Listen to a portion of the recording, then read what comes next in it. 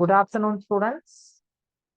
நம்ம last class வந்து 7th standard ஐசிடில தகவல் மற்றும் தொடர்பாடல் தொழில்நுட்பவியல் பாடத்துல ஃபர்ஸ்ட் பாடம் பார்த்தோம். அதாவது முதல் பாடம் என்ன அப்படின்னு பாத்தீங்கன்னா, உங்க லாஸ்ட் இயர் 6ஆம் வகுப்புல படித்ததுடைய தொடர்ச்சி. கணினியின் ஒழுங்கமைப்பு என்றால் என்ன? அதாவது கம்ப்யூட்டரை வந்து நம்ம அதனுடைய எப்படி வேலை பார்க்கிறது, முறைமை அலகு மூலமா சிஸ்டம் யூனிட்ல இருந்து நமக்கு சும்மா ஒரு பாக்ஸை மட்டும் கொண்டு வந்து வச்சா நம்ம கம்ப்யூட்டரால ஒர்க் பண்ண முடியுமா? முடியாது. ஸோ அப்போ அதற்கு வேலை செய்வதற்கு என்னென்ன தேவையான பொருட்கள், இப்ப நம்ம வந்து டெய்லி நம்மளுடைய டே டு டே ஆக்டிவிட்டியை பார்க்கணும், அப்படி பண்ணணும் அப்படின்னா என்ன பண்ணணும்? நமக்கு சாப்பாடு போடணும்.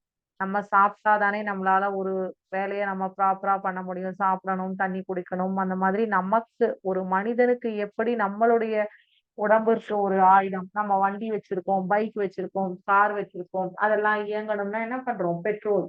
அந்த பெட்ரோல் அப்படிங்கிற எரிபொருள் இல்லை அப்படின்னா, பெட்ரோல் ஆர் டீசல், அந்த எரிபொருள் இல்லைன்னா அந்த வாகனத்தால இயங்க முடியுமா? முடியாது. சோ அந்த மாதிரி நம்ம கணினிக்கும் முறைமை அலகு சிஸ்டம் யூனிட் அப்படிங்கிற உறுப்பு இல்லை அப்படின்னா அதனால வேலை பார்க்க முடியாது. சிஸ்டம் யூனிட் முறைமை அலகு அப்படிங்கிற இந்த சாதனம் இல்லை என்றால் கணினியால் வேலை செய்ய முடியாது அப்படிங்கறது நம்ம லாஸ்ட் கிளாஸ்ல கடைசியா பார்த்த வகுப்புல பார்த்தோம். அந்த முறைமை அலகானது எப்படி செயல்படுகிறது, அதுக்கு உள்ள என்ன இருக்கு? தாய் பலகை இருக்கு, அதுக்குள்ள சென்ட்ரல் ப்ராசஸிங் யூனிட் முறைமை மைய முறை வழி அலகு சிபியு மூலமா தான் எல்லா வேலையும் நடக்கிறது அப்படிங்கிறத பார்த்தோம். ஸோ இப்ப நம்ம வந்து இந்த ஜெனரேஷன்ல இந்த சிபியு கான்செப்ட் யூஸ் பண்றோம். இதற்கு முந்தைய தலைமுறைகளில் எவ்வகையான இந்த முறைமை அலகு உபயோகப்படுத்தப்பட்டது அப்படிங்கிறது நம்ம பார்த்தோம். நம்ம இப்ப 4ஆம் தலைமுறை முடிச்சா 5ஆம் தலைமுறையில இருக்கோம். முதலாம் தலைமுறை வந்து வேக்யூம் டியூப்ஸ் வெற்றிட குழாய்கள், 2ஆம் தலைமுறை வந்து டிரான்சிஸ்டர்ஸ், 3ஆம் தலைமுறை வந்து இன்டகிரேட்டட் சர்க்யூட்ஸ் ஒன்றிணைந்த சுற்றுகள், 4ஆம் தலைமுறை வந்து மைக்ரோ ப்ராசஸர் நுண்முறை வழியாக்கி, இதெல்லாம் வந்து இப்ப நம்ம 4ஆம் தலைமுறையில இருக்கோம். சோ இந்த தலைமுறைகள் பார்த்தோம். அது இல்லாம அந்த மைய முறை வழிகள் வந்து மேஜரா என்ன பண்ணும்? ALU, mathematic and logic unit, control unit, memory register நினைவக பதிவங்கள், எண்கணித மற்றும் தர்க்க அலகு, கட்டுப்பாட்டு அலகு, நினைவக பதிவகம், இதெல்லாம் வந்து அந்த முதல் பாடத்துல நம்ம என்னங்கிறது தெரிஞ்சுக்கணும். இப்ப 2வது பாடத்துல ஆப்ரேட்டிங் சிஸ்டம்ஸ், பணி செயல் முறைமை. ஆப்ரேட்டிங் சிஸ்டம் அப்படின்னா என்ன? ஃபர்ஸ்ட் ஆப்ரேட்டிங் சிஸ்டம்னா ஓஎஸ்க்கு என்ன மீனிங்கிறது முதல்ல தெரிஞ்சுக்கோங்க. ஓஎஸ் எதுக்காக அப்படி, இந்த கம்ப்யூட்டர்ல ஓஎஸ் அப்படிங்கிற இது ஒரு பகுதியை நாம் எதற்காக தெரிந்து கொள்ள வேண்டும்னா, ஒரு ப்ரோக்ராம் நம்ம ப்ரோக்ராம் அப்படின்னா, ஃபார் எக்ஸாம்பிள் நம்ம வந்து கம்ப்யூட்டருக்கு ஒரு ஆர்டர் கொடுக்குறோம். எனக்கு ஏபிசிடி ஏல இருந்து இசட் வரைக்கும் 26 லெட்டர்ஸை வந்து அவுட்புட்டா கொடு அப்படின்னு சொல்லி கேட்கிறோம். ஏ டு ஜெட் அப்படி சொல்லி கேட்கிறோம். ஸோ அந்த ஏ டு ஜெட்னு நம்ம வந்து கொடுக்கக்கூடிய ஆர்டரை ABCDEFGH அப்படின்னு சொல்லி நமக்கு மானிட்டர்ல ஜெட் வரைக்கும் இந்த மாதிரி ஆல்பபெட்டிக்கல் ஆர்டர்ல நமக்கு ரிட்டர்ன் நம்மளுடைய கணினியானது தர வேண்டும், கொடுக்கணும். உள்விளைவு கொடுத்தாச்சுன்னா வருவிளைவு நமக்கு வந்து வெளியில இது வரணும். ஸோ அப்போ அதுக்கு ஒரு ப்ரோக்ராம் வந்து நம்ம சிஸ்டம்ல டிஃபால்ட்டா பண்ணி வச்சிருப்போம். The program manages the computer and resources and allow it to function properly. ஒரு செயல்முறையை செய்வதற்கு எல்லா இடத்துலையுமே, இப்ப நமக்கு எப்படி காலையில மார்னிங் எழுந்ததும் ப்ரஷ் பண்ணணும், குளிக்கணும், சாப்பிடணும், ட்ரெஸ் பண்ணிக்கணும், ஸ்கூலுக்கு போகணும்னு நமக்கு ஒரு ப்ரோக்ராம் நம்ம வச்சிருக்கோம் இல்லையா? அதே மாதிரிதான் கம்ப்யூட்டரும் அது இயங்குவதற்கு ஒரு ப்ரோக்ராம்ல வந்து நம்ம அந்த சிஸ்டம் உள்ள பை டிஃபால்ட்டா ஒவ்வொரு செட்டிங்ல வச்சிருப்பாங்க. நம்ம மொபைல் போன்ஸ் பார்த்துருக்கோம். நம்ம எல்லாருக்கும் தெரிஞ்சது வந்து மொபைல் போன்ஸ். இந்த மொபைல் போன்ஸ்ல பாத்தீங்கன்னா ஆண்ட்ராய்டு போனா, ஆப்பிள் ஐபோனா அப்படின்னு சொல்லி நம்ம கேட்கிறோம் இல்லையா? அது ஆண்ட்ராய்டு மொபைலுக்கும் ஆப்பிள் ஐபோனுக்கும் டிஃபரன்ஸ் என்ன இருக்கு? இதுல இந்த சாஃப்ட்வேர் வரும், அதுல அந்த சாஃப்ட்வேர் வராது. நமக்கு மொபைல் போன்ல எல்லாமே அத்துப்படியா நமக்கு தெரியும், நல்லா தெரியும். அதே வந்து நம்மளுடைய கணினியிலையும் சேம். இங்க உங்களுக்கு வந்து என்னென்ன செயல்முறைமை வந்து இருக்கிறது, என்னென்ன சாஃப்ட்வேர்ஸ் இருக்கு கணினியில வந்து பயன்படுத்தக்கூடிய சாஃப்ட்வேர்ஸ் என்னென்ன அப்படின்னா, Microsoft, Windows, Apple, Linux, Fedora அப்படின்னு சொல்லிட்டு different types of software, programming software வந்து நம்ம கம்ப்யூட்டர்ல பை டிஃபால்ட்டா இருக்கும். அதன் மூலமாகத்தான் ஒவ்வொரு different types of operating systems அது மூலமா தான் நம்ம இப்ப ஃபார் எக்ஸாம்பிள் உங்களுக்கு சொல்லணும்னா மைக்ரோசாஃப்ட் விண்டோஸ். இந்த மைக்ரோசாஃப்ட் விண்டோஸ் இருந்தாதான் நம்ம அது இந்த வகுப்புலயே இனி 3வது பாடத்துல பார்ப்போம். ஓகேங்களா? இந்த மைக்ரோசாஃப்ட் விண்டோஸை பத்தி மட்டும் நான் இப்ப இங்க உங்களுக்கு சொல்லேன்னா அது நம்ம பாடத்துல பார்க்க போகக்கூடிய ஒரு செயல். இந்த Microsoft Windows,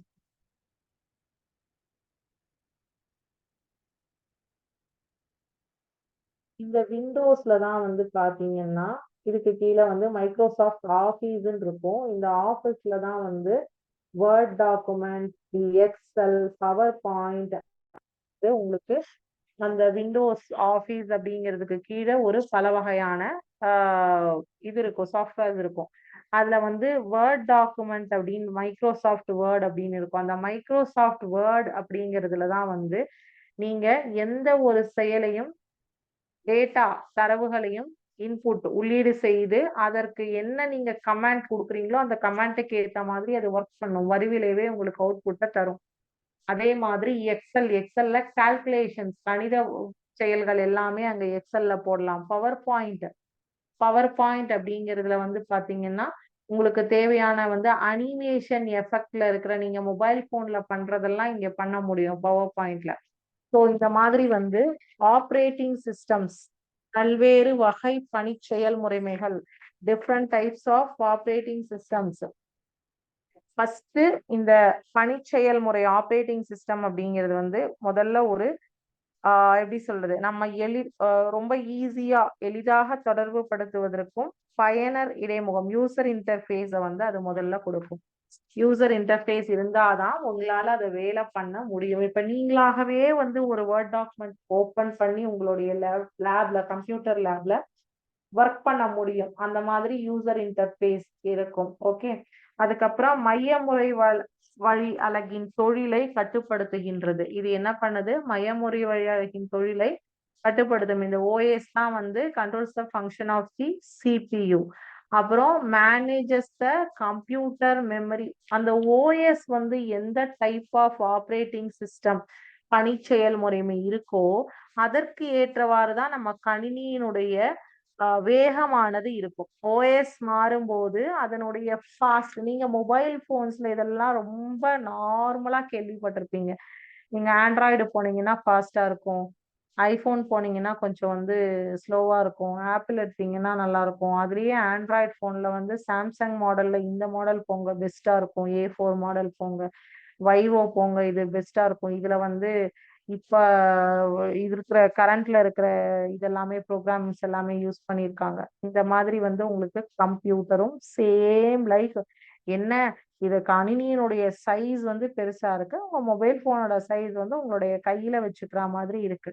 but same operating system தான் ரெண்டு இடத்துலயும் நமக்கு ஒர்க் ஆகுது. அப்ப இது இன்னொரு வேலை என்ன பண்றது? மேனேஜஸ் த கம்ப்யூட்டர் மெமரி, கணினியின் நினைவகத்தை கையாளுகின்றது. கம்ப்யூட்டர் மெமரி கணினியின் நினைவகம் வந்து ஓஎஸ் தான் வந்து கண்ட்ரோல் பண்ணும்.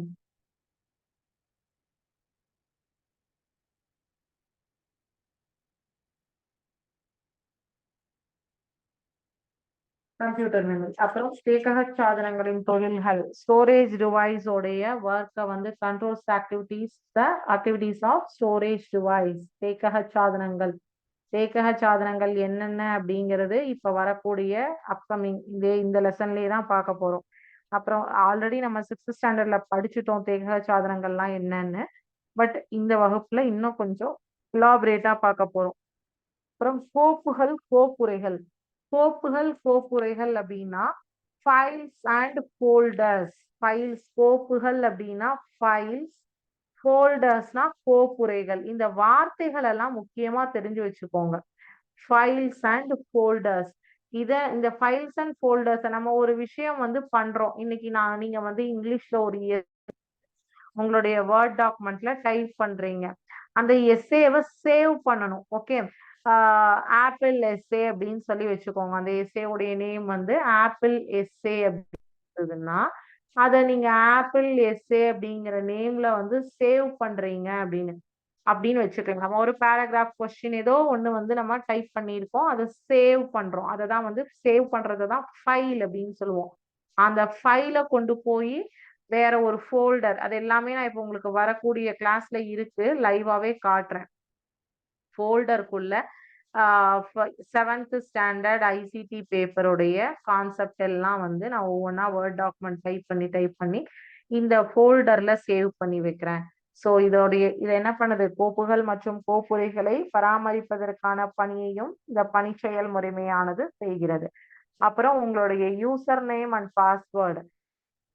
பாஸ்வேர்டு கொடுத்தாதான் உங்களுக்கு கம்ப்யூட்டர் உள்ள, இப்போ உங்களுடைய பர்சனல் கம்ப்யூட்டரா இருந்ததுன்னா அதுக்கு கண்டிப்பா யூசர் நேம் பாஸ்வேர்டு நம்ம தான். இப்போ மொபைல் போனுக்கு பாஸ்வேர்டு வைக்கிறோமோ அதே மாதிரி கம்ப்யூட்டருக்கும் பாஸ்வேர்டை வந்து செட் பண்ணுவோம். அதனுடைய வேலையும் இந்த பணி செயல்முறைமையானது கையாளுகின்றது. அதுக்கப்புறம் வந்து வன்பொருள்களை தொழிற்பட செய்கின்றது, மேனேஜஸ் த ஹார்ட்வேர். ஹார்ட்வேர்னா என்னென்ன, சாஃப்ட்வேர்னா நம்மளால் தொட்டு உணரக்கூடிய சாதனங்கள், கணினியில் தொட்டு உணரக்கூடிய சாதனங்கள் ஹார்ட்வேர். சாஃப்ட்வேர் என்பது நம்மால் கைகளால் தொட்டு உணர முடியாது, அதன் செயல்பாடுகளை காண இயலும், அது சாஃப்ட்வேர். ஸோ இது ஹார்ட்வேர்ஸ் எல்லாம் கண்ட்ரோல் பண்ணுது. அடுத்தது different types of operating system. அதான் நம்ம இப்ப ஃபர்ஸ்டே பார்த்தோம் இல்லையா, டிஃப்ரெண்ட் டைப்ஸ் ஆஃப் ஆப்ரேட்டிங் சிஸ்டம்ல நமக்கு உங்களுக்கு இங்க எக்ஸாம்பிள் என்னென்ன கொடுத்திருக்காங்கன்னா, பல்வேறு வகை பணி செயல் முறைமைகள்.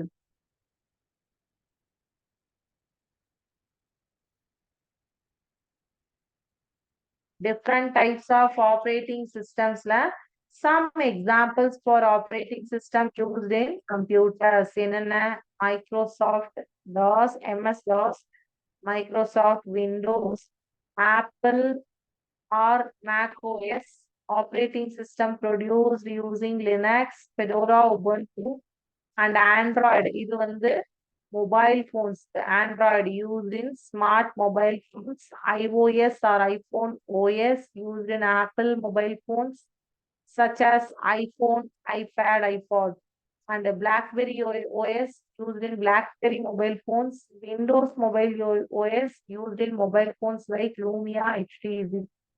இந்த மொபைல் போன்ஸ் எல்லாமே நீங்க உங்களுடைய டே டு டே லைஃப்ல உங்க வீட்டுல இருக்கிறவங்க இல்லைனாலும் வேற யாரிடமாவது நீங்க கண்டிப்பா இந்த விஷயத்த பார்த்திருப்பீங்க. இனிமே இந்த மொபைல் போன் உங்க வீட்டுல இன்னைக்கு சாயங்காலம் போய் யார் வச்சிருக்காங்களோ வாங்கி பார்த்தீங்கன்னா அதுல என்ன ஆப்ரேட்டிங் சிஸ்டம் ஓஎஸ் வந்து யூஸ் பண்றாங்க அப்படிங்கிறது உங்களுடைய மொபைல் போனுடைய செட்டிங்ஸ்ல போய் பார்த்தா உங்களுக்கு தெரியும். அது என்ன என்ன ஓஎஸ், இந்த ஓஎஸ் பேஸ் பண்ணி தான் ஒவ்வொரு கணினியுடைய வேலையானது நடக்கும். ஓகேவா?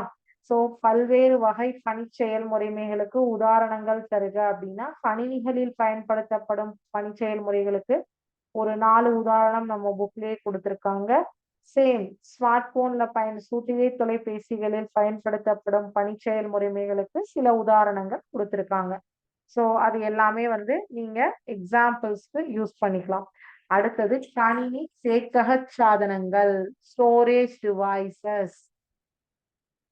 Computer storage device. Computer storage device அப்படிங்கிறது தான் எப்படின்னா, நீங்க வந்து ஒரு விஷயத்த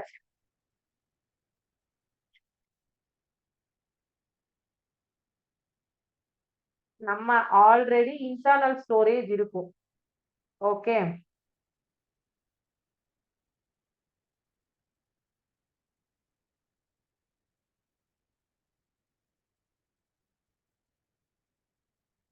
ஆல்ரெடி நம்ம சிஸ்டம்லயே ஒரு இன்டர்னல் ஸ்டோரேஜ் வந்து இருக்கும்.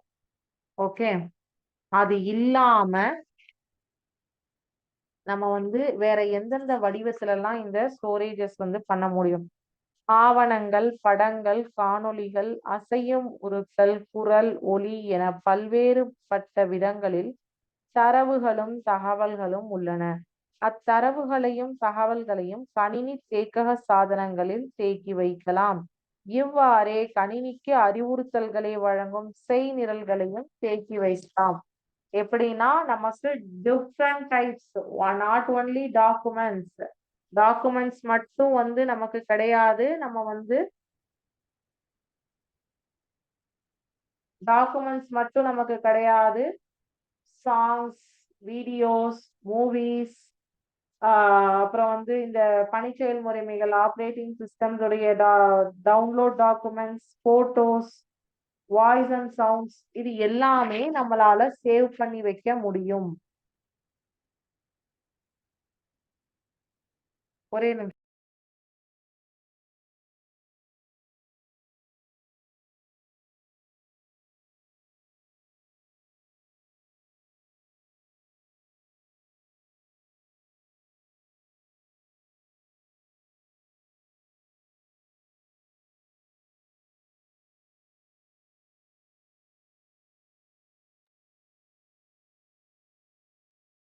சோ இந்த தேக்கக சாதனங்கள் அப்படிங்கிறது நம்ம ஆஃப் டேட்டாஸ வந்து ஸ்டோர் பண்ணி வைக்கிறதுக்கு தான்.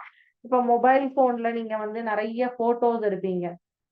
நார்மலா வந்து நம்ம மொபைல்ஸ் யூஸ் பண்றதுல போட்டோஸ் நிறைய இருக்கும். அப்புறம் வந்து நிறைய வீடியோஸ் இருக்கும். இல்ல நம்ம எங்கேயாவது போனோம்னா வீடியோஸ் கேப்சர் பண்ணுவோம். இல்லைன்னா வர வீடியோஸ பார்ப்போம். So videos, photos, voice messages அனுப்புவீங்க, வாய்ஸ் நோட்ஸ்,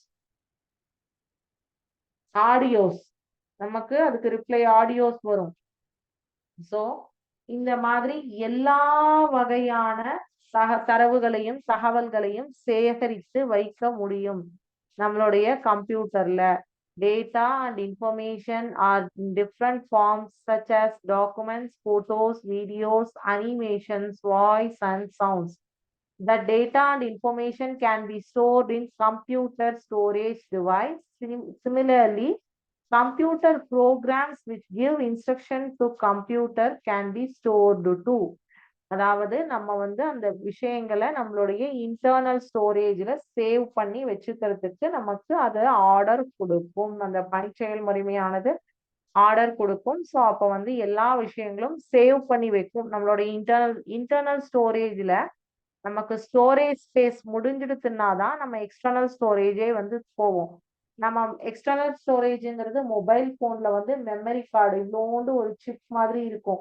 நம்மளோட இன்டர்னல் ஸ்டோரேஜ் வந்து 256 ஜிபி ஆர் 128 ஜிபி அப்படின்னா, எக்ஸ்டர்னல் ஸ்டோரேஜ் ஒரு மெமரி கார்டு வந்து நீங்க ஒரு 64 ஜிபிக்கு போட்டீங்கன்னா உங்களால எவ்வளோ வேணாலும் வந்து சேவ் பண்ணி வச்சுக்க முடியும். பட் இதுல ஒரே ஒரு ஃபால்ட் என்ன அப்படின்னு, ஒரே ஒரு கடின செயல் என்ன அப்படின்னு பாத்தீங்கன்னா, நம்ம எவ்வளவுக்கு எவ்வளோ வந்து அந்த இத வந்து டம்ப் பண்றோமோ, ரொம்ப வந்து ஸ்ட்ரெஸ் பண்ணி ஒரு விஷயத்த வந்து நிறைய ஒரு இடத்துல சேவ் பண்ணி ஸ்டோர் பண்ணி வைக்கிறோமோ, இப்ப எப்படி நம்ம வந்து 5 சப்ஜெக்ட்டையும் வந்து மொத்தமா படிச்சு முடிச்சுட்டோம்னா எக்ஸாம் ஹாலுக்கு போய் மறந்துருவோம். அந்த எக்ஸாம்க்கு முன்னாடி எடுத்து படிச்சோம்னா மட்டும்தான் நமக்கு அது வந்து மைண்ட்ல கரெக்டா இருக்கும். அதே மாதிரிதான் நம்ம கம்ப்யூட்டரும் மொத்தமா போட்டு டம்ப் யார்டு மாதிரி டம்ப் பண்ணோம் அப்படின்னா, அதனால வந்து அந்த விஷயத்த வந்து அதனுடைய இது ஃபாஸ்ட்னஸ் வந்து கம்மியாயிடும். அப்ப அதுக்காக தான் எக்ஸ்டர்னல் ஸ்டோரேஜ் வந்து யூஸ் பண்றாங்க. அந்த எக்ஸ்டர்னல் ஸ்டோரேஜ் வெளிப்புற தேக்கக சாதனங்கள் தான் வந்து உதாரணம் வன்வட்டு, இருவட்டு, பளிச்சீட்டு.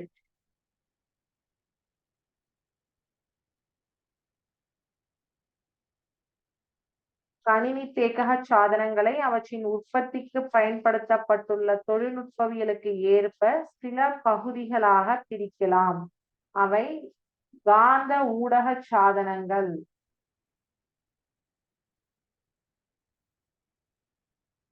காந்த ஊடக சாதனங்கள் என்னன்னு சொல்றேன், ஒவ்வொன்றும் எக்ஸ்பிளைன் பண்றேன். காந்த ஊடக சாதனங்கள் அப்படின்னா இங்கிலீஷ்ல மேக்னெட்டிக் மீடியா டிவைசஸ். இதெல்லாம் இப்போ வந்து குறைஞ்சுட்டே வருது. இந்த மேக்னெட்டிக் மீடியா டிவைசஸ் எல்லாம் வந்து முந்தைய காலங்கள்ல வந்து யூஸ் பண்ணிட்டு இருப்பாங்க. இந்த சினிமா தியேட்டர்ல போய் ரீல் ஓட்டுவாங்க தெரியுமா, அந்த ரீல்ஸ், அதுதான் வந்து மேக்னெட்டிக் டேப்ஸ்ன்னு சொல்லுவாங்க, காந்த நாடாக்கள் அப்படின்னு சொல்லுவாங்க. இப்ப அந்த ரீல்ஸ்க்கெல்லாம் வந்து நிறைய நமக்கு வந்து அட்வான்ஸ்டு டெக்னாலஜிஸ்ல வந்தாச்சு. அதுக்கு உதாரணம் வன்வட்டு, ஒளியியல் ஊடக சாதனங்கள். ரெண்டாவது வந்து ஒளியியல் ஊடக சாதனங்கள். வன்வட்டுனா ஹார்ட் டிஸ்க். காந்த ஊடக சாதனங்களுக்கு எக்ஸாம்பிள் ஹார்ட் டிஸ்க். ரெண்டாவது என்னது? ஒளியியல் ஊடக சாதனங்கள்.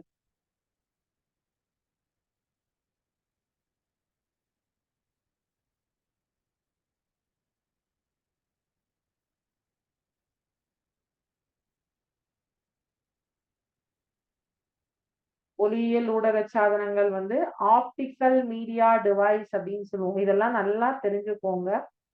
பிகாஸ் இதெல்லாம் உங்களுக்கு ரொம்ப யூஸ்ஃபுல்லான இது. ஆப்டிக்கல் மீடியா டிவைஸ், ஒளியியல் ஊடக சாதனங்கள்னா ஆப்டிக்கல் மீடியா டிவைஸ். இதற்கு உதாரணம் இருவட்டு. இருவட்டுனா காம்பாக்ட் டிஸ்க்.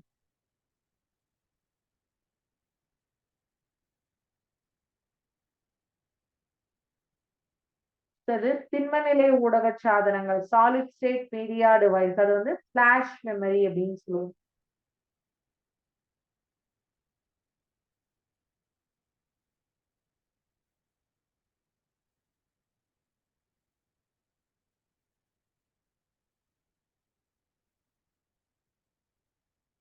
திண்மநிலை ஊடக சாதனங்கள் சாலிட் ஸ்டேட் மீடியா டிவைஸ்.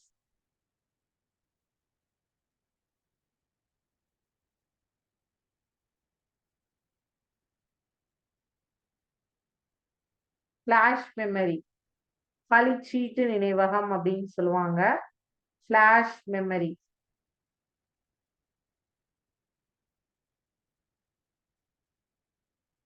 பளிச்சீட்டு நினைவகம்.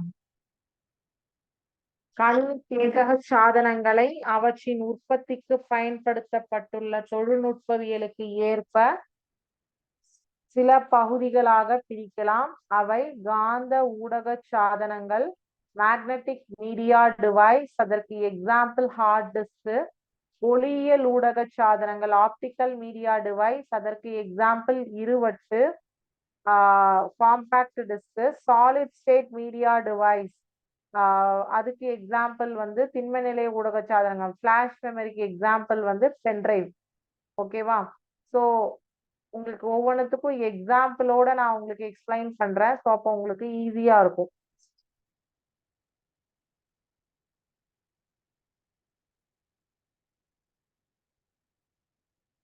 ஹார்ட் டிஸ்க்கு வந்து எக்ஸாம்பிள்ஸ் வந்து என்ன அப்படின்னு பாத்தீங்கன்னா, நம்மளுடைய மேக்னெட்டிக் ஹார்ட் டிரைவ்ஸ், இன்டர்னல், அதாவது இன்டர்னலாவும் ஹார்ட் டிஸ்க் அப்படின்னு சொல்லிட்டு நம்ம ஒரு பாக்ஸ் டைப்ல இருக்கும். அந்த இது வந்து அதனுடைய இமேஜ் நான் காட்டுறேன்.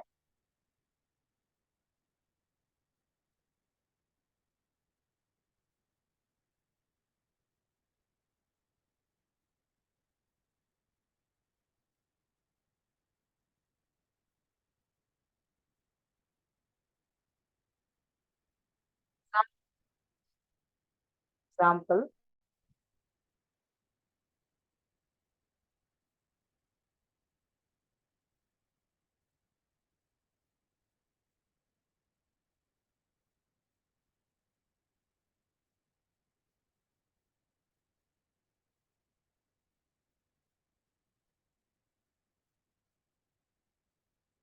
House of operating system. So hard disk அப்படிங்கிற ஒரு சாதனமானது இந்த மாடல், அதாவது இது அதனுடைய உள்பகுதியை காமிச்சிருக்காங்க. சரியா? வெளிப்பகுதியானது எப்படி இருக்கும் அப்படின்னு பாத்தீங்கன்னா, வெளிப்பகுதியானது எப்படி இருக்கும், இது வந்து ஹார்ட் டிஸ்க் உள்ள எப்படி வந்து ஒர்க் பண்ற சிஸ்டமேட்டிக் எப்படி அப்படிங்கிறது, அந்த உள்ளுக்குள்ள அந்த ஒரு ரவுண்ட் ஷேப்ல இருந்தது இல்லையா, அதுதான் வந்து உங்களுடைய நினைவக சாதனம். அதுலதான் உங்களுடைய டேட்டாஸ் வந்து தேக்கி வைக்கப்படும். ஓகேங்களா? இந்த ரவுண்ட் ஷேப் இருக்கு இல்லையா, இந்த இடத்துலதான் உங்களுடைய டேட்டாஸ் வந்து, இந்த ரவுண்ட் ஷேப் மேல கை வைக்க கூடாது அப்படின்னு சொல்லுவாங்க. ஏன்னா இதுலதான் வந்து டேட்டாஸ் வந்து ஸ்டோர் ஆயிட்டு இருக்கும். சரிங்களா? சோ இது வந்து ஹார்ட் டிஸ்க் ஒன் வட். அடுத்தது வந்து ஒளியியல் ஊடக சாதனம் காம்பாக்ட் டிஸ்க். இந்த ஹார்ட் டிஸ்க் என்னெல்லாம் இருக்கு அப்படிங்கிறது நம்மளுடைய இதுல புக்ல கொடுத்துருக்காங்க. அது என்னங்கிறது நம்ம ரீட் பண்ணி தெரிஞ்சுக்கலாம். ஓகே, அப்ப எக்ஸாம்பிளோட பாத்தீங்கன்னா தான் உங்களுக்கு புரியும். இல்ல அப்படின்னா உங்களுக்கு கஷ்டமா இருக்கும். காம்பாக்ட் டிஸ்க் அப்படின்னா சிடி, சிடி பிளேயர் இருக்கு இல்லையா, சிடியோடைய அந்த சிடி இருக்கு இல்லையா, அதுதான் வந்து காம்பாக்ட் டிஸ்க். நம்ம நார்மலா வந்து மூவிஸ் எல்லாம் இப்பதான் வந்து பென் டிரைவ்ல மொபைல்ல ஷேர் பண்ணிக்கிறோம், லிங்க்ஸா ஷேர் பண்ணிக்கிறோம். அதாவது அதனுடைய லிங்க்ஸ் எல்லாம் கொடுத்துட்டு அதை ஷேர் பண்ணிக்கிறோம். இந்த சிடியை தான் வந்து காம்பாக்ட் டிஸ்க் அப்படின்னு சொல்லுவாங்க, இருவட்டு அப்படிங்கிறது. திண்ம நிலை ஊடக சாதனம்னா சாலிட் ஸ்டேட் மீடியா டிவைஸ், அதுக்கு எக்ஸாம்பிள் பென் டிரைவ். ஸோ இவ்வூடக சாதனங்கள் ஒவ்வொன்றினது தொழிற்பாடும் தொழில்நுட்பவியலும் ஒன்றிலிருந்து ஒன்று வேறுபட்டவை. ஸோ இப்ப நம்ம வந்து ஃபர்ஸ்ட் பார்க்க போறோம். என்னது? காந்த ஊடக சாதனங்கள், magnetic media device. Magnetic media டிவைஸ்ல என்னென்ன இருக்கு அப்படிங்கிறத நம்ம இங்க வந்து பார்க்க போறோம். என்னென்ன விஷயங்கள் இருக்கு அப்படிங்கிறது. என்ன விஷயம்னா 3 இருக்கு. வன்வட்டு, காந்த நாடாக்கள், நெகிழ்வட்டு. மொத்தம் 3 விஷயம் இருக்கு. அந்த 3ஐயும் நம்ம இப்ப பார்க்க போறோம். ஒண்ணு ஒண்ணா பார்க்கலாம். ஓகேங்களா? Functions and technologies of each of the above media devices are different. ஒவ்வொன்றும் வந்து different டெக்னாலஜியை பேஸ் பண்ணி இருக்கு. அதுல நம்ம ஃபர்ஸ்ட் பார்க்க போறது காந்த ஊடக சாதனங்கள்.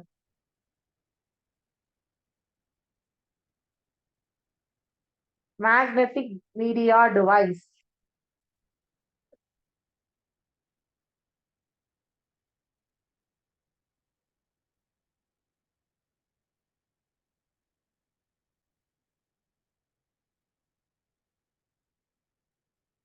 Magnetic media device, MMD. Magnetic tapes, floppy disks are known as magnetic media device. They consist of a magnetic surface and magnetic tape. என்னென்னது? Hard disk, one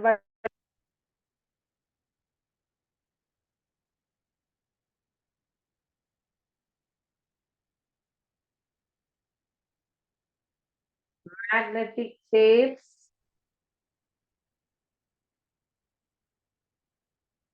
floppy disk.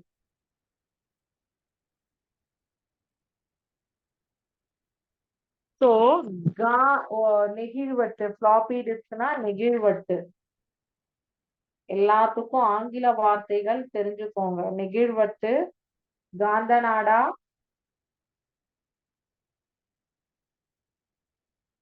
வன்வட்டு. காந்த ஊடக சாதனங்களாக காந்த நாடாக்கள், நெகிழ்வட்டுகள், வன்வட்டுகள் ஆகியவற்றை குறிப்பிடலாம். இவை காந்த இயல்புள்ள மேற்பரப்பை அல்லது நாடாவை கொண்டுள்ளன. சோ காந்த ஊடக சாதனங்கள், மேக்னெட்டிக் மீடியா டிவைசஸ்க்கு example magnetic tapes, floppy disk and hard disk சொல்றாங்க. சோ இதுல வந்து ஒவ்வொன்றா பார்க்கலாம். வன்வட்டுனா என்ன? வன்வட்டுகள் காந்த இயல்புள்ள வட்டுகளை கொண்டுள்ளன. வன்வட்டுகள் உள்வாரி வன்வட்டு மற்றும் வெளிவாரி வன்வட்டு எனவும் வகைப்படுத்தப்படும். உள்வாரி வன்வட்டானது அதிக அளவு தகவல்களை நிலையாக தேக்கி வைக்கத்தக்கதாக ஒரு கணினி தொகுதி அலகில் உள்ள காந்த ஊடக சாதனம் ஆகும். வெளிவாரி வன்வட்டு தேவைக்கேற்ப இங்கும் அங்கும் தாவி செல்லத்தக்க ஒரு வெளித்தேக்கக சாதனம் ஆகும். இவற்றை 500 GB, 1 TB,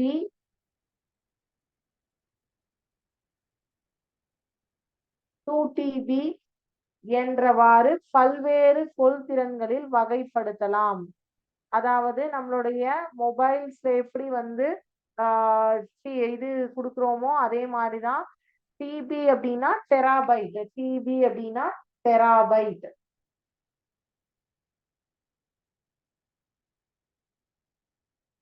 இதெல்லாமே உங்களுக்கு தெரிஞ்சிருக்கணும். டிபிக்கு ஃபுல் ஃபார்ம் என்ன, ஜிபிக்கு ஃபுல் ஃபார்ம் என்னன்னா கிகாபைட். ஜிபி, டிபி இதுக்கெல்லாம் வந்து ஃபுல் ஃபார்ம் தெரிஞ்சு வச்சுக்கோங்க. ஃபுல் ஃபார்ம் தெரியல அப்படின்னா நம்மளால ஒன்றும் பண்ண முடியாது. அதாவது இந்த ஹார்ட் டிஸ்க் வந்து, hard disk consist of magnetized platter and moving a metal head. அதோடைய இது வந்து மெட்டல் ஹெட் இதுலதான் இருக்கும். ஆஹ் காந்த இயல்பு தன்மையுடைய மேற்பகுதியை கொண்டதாக இருக்கும் இந்த hard disk. There are two different types of hard disk, internal hard disk and external hard disk. அததான் உள்வாரி வன்வட்டு மற்றும் வெளிவாரி வன்வட்டு அப்படின்னு சொல்றாங்க. Two types of hard disk என்னது? internal hard disk and external hard disk. அதற்கு தமிழ்ல உள்வாரி வன்வட்டு மற்றும் வெளிவாரி வன்வட்டு. internal and external hard disk. Large amount of data can be stored permanently in the internal hard disk. It is a magnetic media device which is in the system unit. External hard disk is a portable storage device. It can be chosen in various capacities such as 500 GB, 1 TB, 2 TB. அதாவது internal storage பண்ணி வைக்கிறோம் இல்லையா, நம்மளுடைய கணினியின் உள்ளீடாக தேக்கி வைக்கக்கூடிய சாதனம் ஹார்ட் டிஸ்க் இருக்கு இல்லையா, இன்டர்னல் மெமரி அப்படின்னு சொல்றோம் இல்லையா, அதுதான் வந்து உள்வாரி வன்வட்டு அப்படின்னு சொல்றோம். அது வந்து சிஸ்டம் யூனிட்டுக்கு உள்ளேயே உங்களுக்கு பொருத்தப்பட்டிருக்கும். வெளிவாரி வன்வட்டு என்பது நம்ம வெளியில இருந்து போர்ட்டபிளா வந்து கொடுக்கக்கூடிய எக்ஸ்டர்னல் ஹார்ட் டிஸ்க்.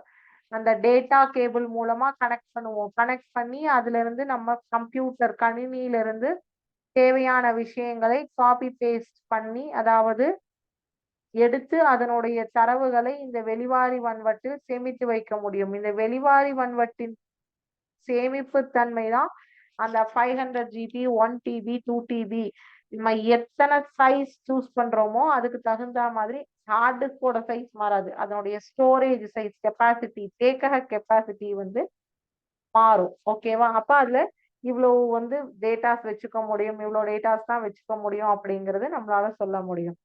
அடுத்தது காந்த நாடாக்கள், மேக்னெட்டிக் டேப்ஸ். சோ ஃபர்ஸ்ட் காந்த ஊடக சாதனம், அதுல வந்து வன்வட்டு பார்த்தோம். வன்வட்டு வந்து ஒரே அந்த internal hard disk and external hard disk ரெண்டு. இன்டர்னல் ஹார்ட் டிஸ்க் வந்து நம்ம சிஸ்டம் யூனிட்டுக்குள்ளவே இருக்கும். எக்ஸ்டர்னல் ஹார்ட் டிஸ்க் ஆனது வந்து நம்ம என்ன சைஸ் வேணுமோ அது வாங்கி போர்ட்டபிலிட்டி சார்ஜர் மூலமா கனெக்ட் பண்ணிட்டு அதுல இருந்து நம்ம டேட்டாஸை எடுத்துப்போம் கம்ப்யூட்டர்ல இருந்து.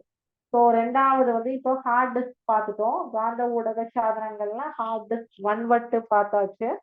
ரெண்டாவது காந்த நாடாக்கள், மேக்னெட்டிக் டேப்ஸ். ரெண்டாவதா பார்க்கக்கூடியது காந்த நாடாக்கள், மேக்னெட்டிக் டேப்ஸ்.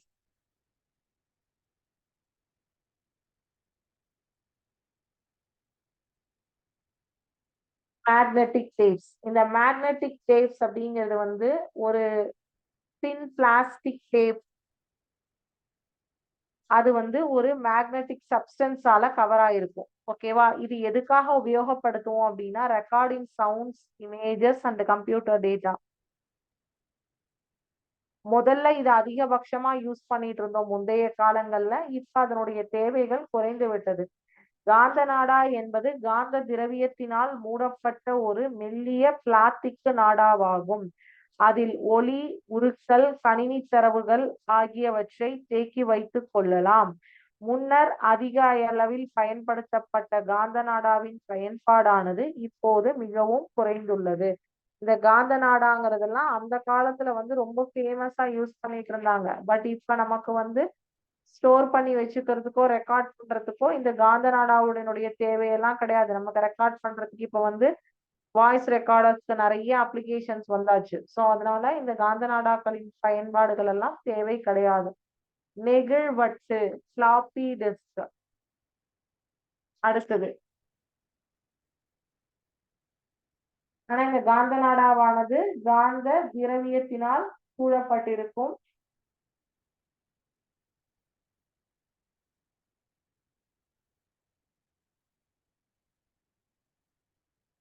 இது எதுக்காக உபயோகப்படுத்துவோம்னா recording the sounds, images and computer data. Okay. அடுத்தது ஃபிளாப்பி டிஸ்க். ஃபிளாப்பி டிஸ்க் இது பொதுவாக 1.44 MB மெகாபைட், MBனா மெகாபைட் கொள்திறனை கொண்டுள்ளது.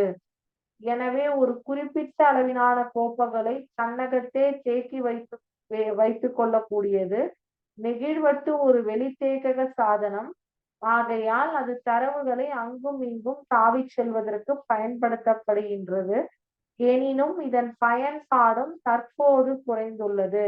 நெகிழ்வட்டின் உற்பத்தி தொழில்நுட்பவியலுக்கு ஏற்ப உற்பத்தி செய்யப்பட்ட நெகிழ்வட்டிலும் பார்க்க கூடுதலான கொள்திறன் உள்ள வட்டு ஜிப் அப்படின்னு சொல்லுவோம். அதை வந்து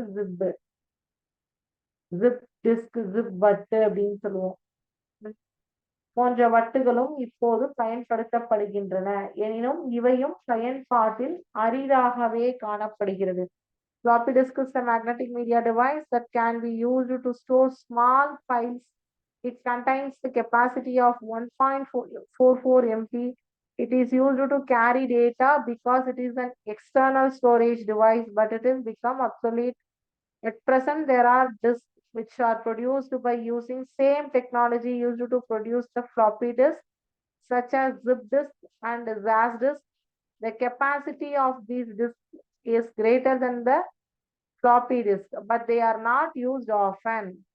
அதாவது இந்த ஃப்ளாப்பி டிஸ்கோடைய இது கான்செப்டுமே வந்து இப்பெல்லாம் நீங்க இந்த ஃப்ளாப்பி டிஸ்க் பார்க்கவே முடியாது. நெகிழ்வட்டுங்கிற அந்த சாதனம் வந்து ஏன்னா இதுவும் ஒரு எக்ஸ்டர்னல் ஸ்டோரேஜ் டிவைஸ் தான், வெளித்தேக்கக சாதனம் தான். இதுவுமே இப்ப நடைமுறையில ரொம்ப கம்மியாயிட்டு வந்துருச்சு. ஏன்னா அதனுடைய கெப்பாசிட்டி வந்து ரொம்ப கம்மி. நீங்க வந்து டெராபைட்ல யூஸ் சேவ் பண்ணக்கூடிய இதை யூஸ் பண்ணுவீங்களா, இல்ல சும்மா வந்து 2 GB 3 GB யூஸ் பண்ணக்கூடியதை வந்து யூஸ் பண்ணுவோமா? இந்த 2 GB 3 GB எல்லாம் நமக்கு ஒரு ஒரு ஃபிலிம் ஒரு மூவி கூட சேவ் பண்ணி வைக்க முடியாது, ஒரு கேம்ஸ் கூட சேவ் பண்ண முடியாது, ஒரு 100 கொஸ்டின் பேப்பர் சேர்ந்தா மாதிரி சேவ் பண்ணி வைக்க முடியாது. ஸோ அப்போ இதனுடைய தேவையும் இன்று குறைந்து வந்துள்ளது. ரொம்ப வந்து குறைவாதான் இருக்கு. இதனுடைய தேவைகளும் கம்மியாயிட்டே வந்தாச்சு. ஓகேவா? ஸோ அடுத்தது ஒளியியல் ஊடக சாதனங்கள். இப்போ இதுதான் வந்து ஒளியியல் ஊடக சாதனம் தான் மோஸ்ட்லி நம்ம வந்து பார்க்கிறோம். ஒளியியல் ஊடக சாதனமும் திண்மநிலை ஊடக சாதனமும் தான் நம்ம மோஸ்ட்லி இப்ப இருக்கிறதுல வந்து பார்த்துட்டு இருக்கோம். ஒளியியல் ஊடக சாதனங்களில் லேசர் கதிர்களின் மூலம் தரவுகளை எழுதுதலும் வாசித்தலும் நடைபெறும். ஒளியியல் தட்டுகள் ஆப்டிக்கல் டிஸ்க் சிடி இருக்கு இல்லையா, சிடி தான் வந்து உங்களோட இந்த ஒளியியல் தட்டு அப்படின்னு சொல்லி சொல்றோம்.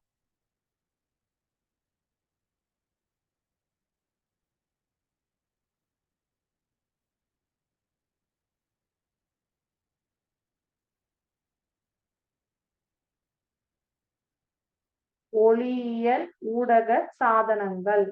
சோ இது வந்து மூணாவது பாக்குறோம் இல்லையா? சரி, ரெண்டாவது ஒளியியல் ஊடக சாதனம் அப்படிங்கிறது செகண்ட் ஒன் பாக்குறோம். ஆப்டிக்கல் மீடியா டிவைசஸ் ஃபர்ஸ்ட் பார்த்துட்டோம். மேக்னெட்டிக் மீடியா டிவைஸ் அதுலதான் வந்து 3 பார்த்தோம். Hard disk, magnetic tape, floppy disk. காந்த காந்த ஊடக சாதனங்கள்ல 3 வகை பார்த்தோம். வன்வட்டுக்கள், காந்த நாடாக்கள் மற்றும் நெகிழ்வட்டு. அடுத்தது இரண்டாவது டைப் வந்து ஒளியியல் ஊடக சாதனங்கள், magnet optical media device.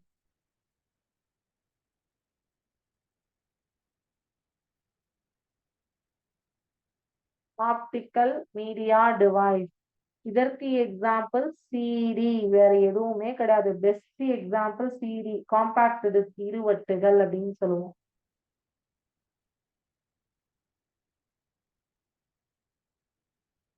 Mostly நீங்க வந்து அந்த காலத்துல எல்லாம் மேரேஜ் வீடியோஸ் இதெல்லாம் பாத்தீங்கன்னா டிவிடி பெரிய கேசட் மாதிரி இருக்கும், பெரிய இந்த சைஸ்ல இருக்கும். இப்ப வரக்கூடியது வந்து இந்த ரவுண்ட் ஷேப்ல நல்லா பளபளன்னு வந்து அந்த சிடி பிளேயர் மேல மின்னும். அததான் வந்து அவங்க என்ன சொல்லியிருக்காங்க, ஒளியியல் தட்டுகள் அப்படின்னு சொல்லியிருக்காங்க. தரவுகள் ஒரு தடவை மாத்திரமே எழுதப்படத்தக்கவை. சிடிஆர் ரெக்கார்டபிள் எனவும் தரவுகள் அழித்து பல தடவைகள் அழித்து எழுதப்படத்தக்கவை. சிடிஆர்டபிள்யூ, சிடிஆர்னா சிடி ரெக்கார்டபிள், சிடிஆர்டபிள்யூ அப்படின்னா ரீரைட்டபிள் எனவும் இரு வகை வட்டுகள் உள்ளன. இவ்வட்டுகள் 650 MB மற்றும் 700 MB கொள்திறன்களை உடையது. இங்கேயும் வந்து என்ன ஆகுது, ஸ்டோரேஜ் கெப்பாசிட்டி வந்து MB தான் இருக்கு. நமக்கு ஜிபிலையும் சிபிலையும் போயிட்டு இருக்கிற இடத்துல இந்த இடத்துலயும் என்ன ஆகுது, ஸ்டோரேஜ் கெப்பாசிட்டி சேககத்தின் சேகக திறன் வந்து கம்மியா இருக்கு. ஹார்ட் டிஸ்க்ல சிடி காம்பாக்ட் டிஸ்க்ல சேக்கக திறன் வந்து கம்மியா இருக்கு. ஆனா வந்து இது இரண்டு வகைப்படும். ஒண்ணு வந்து ரெக்கார்டபிள் சிடிஆர் அப்படிங்கிறது வந்து ரெக்கார்டபிள், சிடிஆர்டபிள்யூ அப்படிங்கிறது வந்து ரீரைட்டபிள். டூ டைப்ஸ் இருக்கு, ரெக்கார்டபிள் அண்ட் ரீரைட்டபிள்.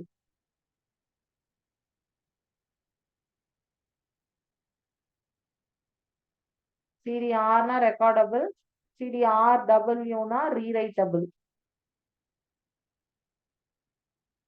ஸோ இதனுடைய கெப்பாசிட்டி எவ்வளோன்னு பார்த்தீங்கன்னா 650 MBல இருந்து 700 MB தான்.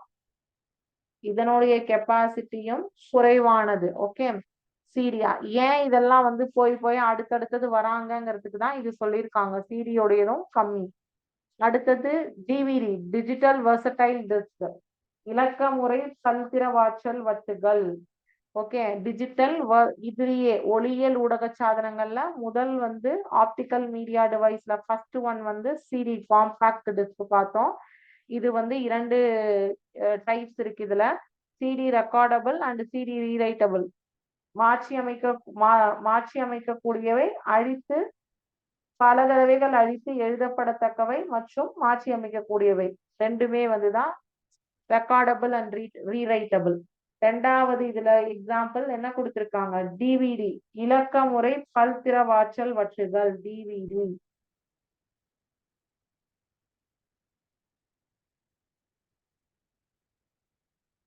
இலக்க முறை பல்திறவாற்றல் வட்டுகள்.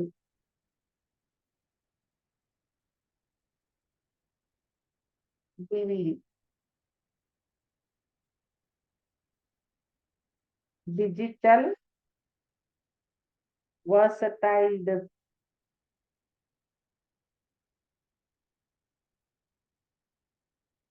இவற்றில் தரவுகள் ஒரு தடவை மாத்திரமே எழுதப்படத்தக்கவை. டிவிடி ஆர் எனவும் தரவுகள் அழித்து பல தடவை எழுதப்படத்தக்கவை. டிவிடிலையும் ஆர் இருக்கு, ரெக்கார்டபிள், ரீரைட்டபிள். இதுலயும் சிடிலையும் ரெண்டு வகை இருக்கு, டிவிடிலையும் ரெண்டு வகை இருக்கு, DVD R and DVD RW. சிடிலையும் CDR and CDRW two types இருக்கு. பட் இதனுடைய ஸ்டோரேஜ் கெப்பாசிட்டி தேக்ககத்திறன் வந்து 4.7 ஜிபில இருந்து 30 ஜிபி வரைக்கும் இருக்கு. 4.7 ஜிபில இருந்து 30 GB, 4.7 GB, 8.5 GB, 15 GB and 30 GB. 4.7, 8.5, 15 and 30. Okay, சிடில வந்து 650 and 700 MB தான். 650 MB and 700 MB தான் சிடில காம்பாக்ட் டிஸ்க்ல. இதே வந்து இருவட்டுல இதுதான். இலக்க முறை பல்திறவாற்றல் வட்டுல வந்து 4.7 GB, 8.5 GB, 15 GB and 30 GB, 4 types of memories வந்து கெப்பாசிட்டிஸ் வந்து இருக்கு. ஸோ இதுவும் same, DVD R and DVD RW. data can be written once and data can be rewritable. Okay, so அடுத்தது இதுல கடைசி ப்ளூரே வட்டுகள், ப்ளூரே டிஸ்க். இவ்வகை வட்டுகளில் ஒரு தளத்தில் 25 ஜிபி என்ற விதமாக பல தரவுகளில் தேக்கி வைக்கப்படலாம். அதாவது 25 ஜிபி ஈச் லெவல் வந்து நம்ம வந்து 25 ஜிபி ஒவ்வொரு தடவை ரெக்கார்ட் பண்ணும் போதும் ஸ்டோர் பண்ணும் போதும் 25 ஜிபி 25 ஜிபியா ஒவ்வொரு லெவல்லையா நம்ம சேவ் பண்ணி வைக்கலாம். மேக்சிமம் 25 ஜிபி அப்படின்னு சொல்லி சொல்றாங்க. ஓகே, ஸோ அப்போ நம்ம இதுல இன்னைக்கு என்னென்ன பார்த்திருக்கோம் இந்த வகுப்புல, கணினியின் சேக்கக சாதனங்கள் ஸ்டோரேஜ் டிவைஸ்ல ஒரே ஒண்ணு மட்டும் பார்த்திருக்கோம், காந்த ஊடக சாதனம், மேக்னெட்டிக் மீடியா டிவைஸ். அதுல 3 வகை இருந்தது, வன்வட்டுக்கள், காந்த நாடாக்கள், நெகிழ்வட்டு. காந்த ஊடக சாதனங்கள்ல 3 வகை இருந்தது, வன்வட்டு, காந்த நாடாக்கள் அண்ட் மற்றும் நெகிழ்வட்டு. Hard disk, magnetic tapes, floppy disk, இது 3 பத்தி பார்த்தோம். ரெண்டாவது வகையில ஒளியியல் ஊடக சாதனங்கள், ரெண்டாவது டைப் ஒளியியல் ஊடக சாதனங்கள், ஆப்டிக்கல் மீடியா டிவைஸ். அதற்கு பெஸ்ட் எக்ஸாம்பிள் சிடி, இருவட்டு, காம்பாக்ட் டிஸ்க். அதுல இன்னும் 2 வகை இருக்கு, அதுதான் இலக்க முறை பல்திறவாற்றல் வட்டு. DVD digital versatile disk. மூன்றாவது வகை ப்ளூரே வட்டுகள், ப்ளூரே டிஸ்க். ப்ளூரே டிஸ்க் வந்து 25 GB ஸ்டோரேஜ் கெப்பாசிட்டி, அவ்வளவுதான். அதுல வேற அதுக்கு மேல வந்து உங்களுக்கு இங்க கிடையாது. சோ மூன்றாவது வகை மட்டும் நம்ம அடுத்த கிளாஸ்ல பார்க்கணும். திண்ம நிலை ஊடக சாதனங்கள் வந்து சாலிட் ஸ்டேட் டிவைஸும், தென் ஃபைல்ஸ் எல்லாம் எப்படி வந்து டைப் பண்றோம், ஸ்டோர் பண்றோம், சேவ் பண்றோம், ஃபோல்டர்ல போடுறோம், இதெல்லாம் வந்து நம்ம அடுத்த கிளாஸ்ல பார்க்கணும். ஓகேவா? சோ இதுல ஏதாவது டவுட்ஸ் இருக்கா?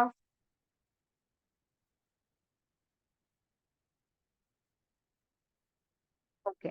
நெக்ஸ்ட் கிளாஸ்ல நம்ம ஒரு ஃபைல்ஸை வந்து ஸ்டோர், சேவ், காப்பி, பேஸ்ட் அந்த விஷயம்லாம் கத்துக்கலாம். ஓகேவா? ஸோ இன்னைக்கு இதோட கிளாஸ் முடிஞ்சது. Thank you student.